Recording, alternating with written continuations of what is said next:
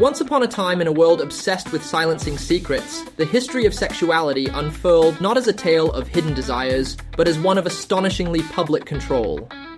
Michel Foucault, in his groundbreaking work The History of Sexuality, invites us into this world, peeling back layers of repression to reveal a curious paradox.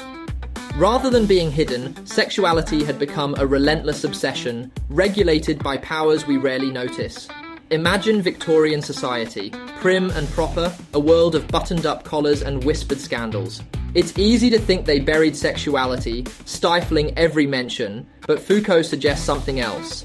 They didn't just silence it, they transformed it into something to be controlled, categorized, and dissected.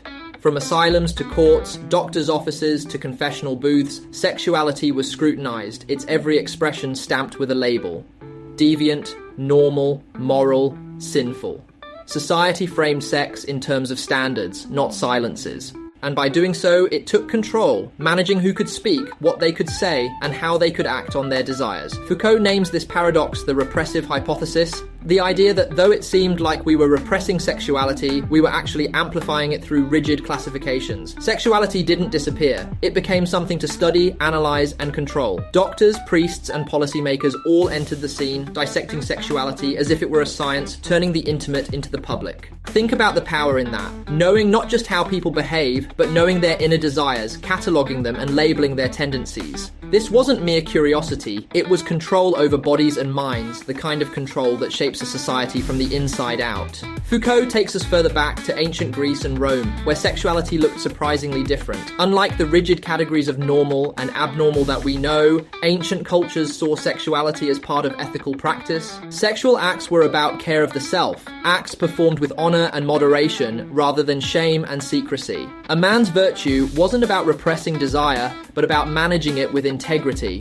knowing that discipline and self-care were paramount to honor. This moral vision of sexuality faded with time, but it lingered as a ghost in the Western psyche, blending with Christianity's ideas of sin, guilt, and self-denial, creating the blueprint of repression we know today. In this journey through centuries of attitudes, Foucault paints sexuality as more than personal desire. It's a complex power game. It's where authority gets its hands dirty, regulating what's seen and unseen, what's loved and loathed. By tracing how sexuality is woven into the fabric of society's power structures, Foucault awakens us to a realization. Perhaps we are all still players in a game where rules were set long ago. These forces remain close to us, woven into institutions and habits that feel as natural as breathing. Foucault doesn't hand us easy answers. He leaves us with a question. What are the hidden forces shaping how we experience intimacy today? And as we ponder, we might just start to see modern sexuality through his lens, where control and desire walk hand in hand as they have for centuries.